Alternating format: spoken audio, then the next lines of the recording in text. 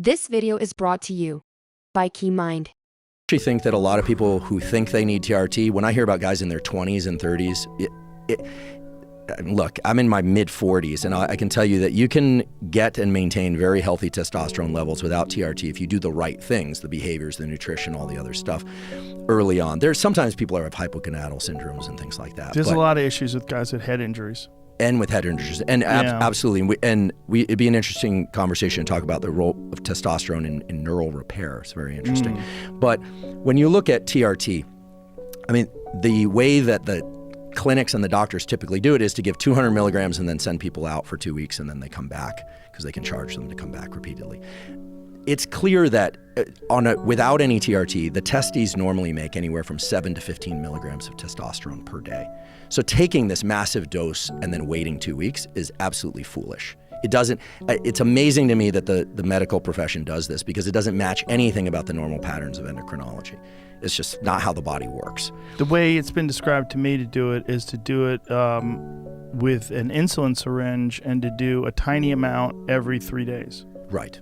That's correct. Yeah. So 0.2 mils, so maybe 20 to 60 milligrams every few days, every third day or so. Right. That much more closely matches the normal pattern of release and avoids these estrogenic crashes. And a lot of problems that are layered onto estrogen are actually problems with prolactin, which is a molecule that's involved in milk letdown in lactating women, but it actually shuts down the sexual desire and aggression. You know, when this is interesting about prolactin. So this happens in brooding birds and it happens in humans. They've done this. A study published in the journal Nature, which is our kind of apex journal, showed that when the husbands of pregnant women, because of something, maybe a pheromone, maybe some odor of the pregnant woman, actually increases the man's prolactin when they're pregnant, puts body weight on the guy, starts laying down body fat, presumably to prepare the father for the long sleepless nights ahead, because humans have always co-parented. Wow. I'm mostly co-parented.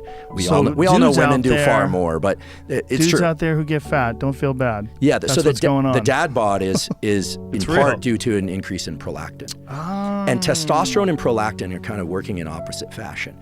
So it's a very interesting thing, but the way you describe it is correct. Now, for people that aren't getting prescribed TRT but want the increase in testosterone, there are these plant compounds like tonga ali and another one which is very interesting. It's a Nigerian shrub called Phaedogia agrestis, and it mimics luteinizing hormone, which is the hormone that comes out of the hypothalamus that stimulates the testes if you got those and the ovaries if you've got those to make more testosterone or estrogen.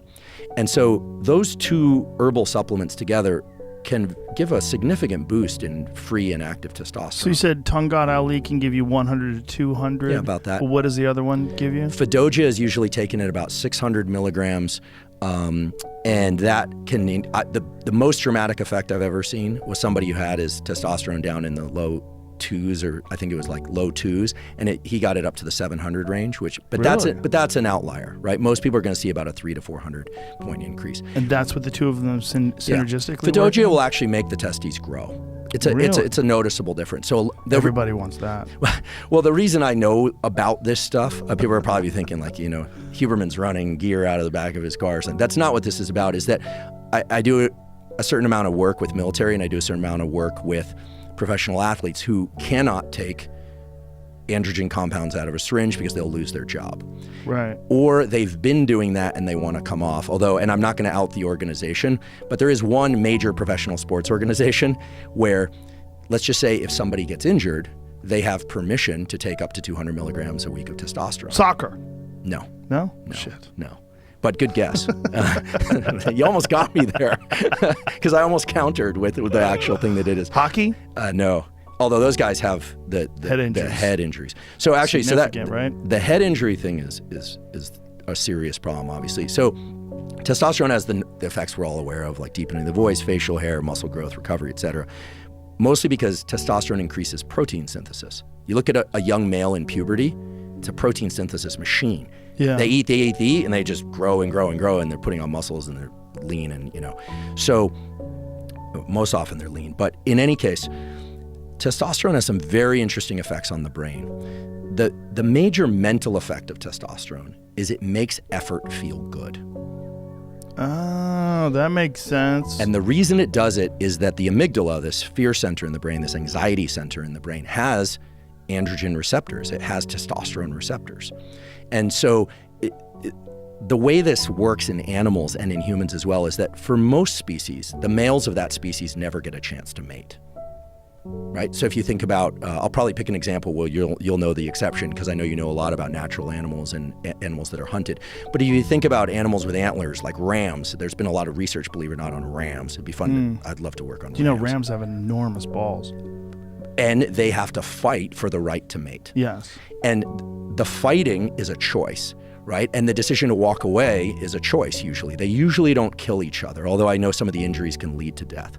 So testosterone, these surges in testosterone that happen seasonally in certain species like rams or even these little hamsters, the males will rip each other's testicles off in order to fight for the right to mate. So males of a given species have to actually overcome the fear of pain and punishment. And the surge in testosterone is what causes the shift to the willingness to engage in battle. And so when humans are taking low doses or reasonable doses of testosterone, or they're increasing their testosterone, or they're going through puberty, effort and leaning into pain and challenge actually has the effect of making the body feel soothed and good. It's a drive. Just like sex is a drive, or drinking water when you're thirsty is a drive. This stuff is all anchored deep within the hypothalamus. This isn't a cognitive thing. That makes sense why young men in particular are really driven to hard exercise and sports that are very difficult, that require extreme effort. Completely makes sense. Yeah. And why when people are testosterone depleted, they feel depressed, and when people have a surge of testosterone, they feel relief and anxiety, provided it's in the appropriate range.